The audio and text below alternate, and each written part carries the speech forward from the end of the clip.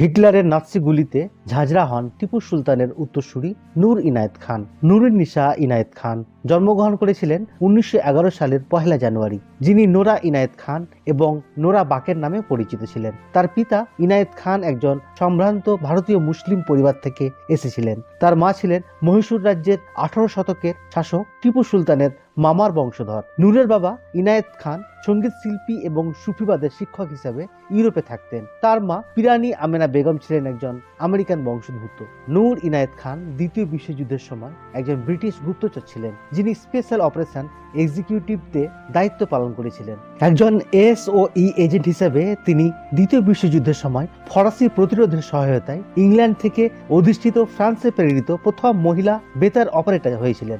বিশ্বাসঘাতকতার পরে তাকে বন্দী করা হয়েছিল এবং দাচাও কনসেন্ট্রেশন ক্যাম্পে মৃত্যুদণ্ড কার্যকর করা হয়েছিল। এসওইতে তার পরিষেবার জন্য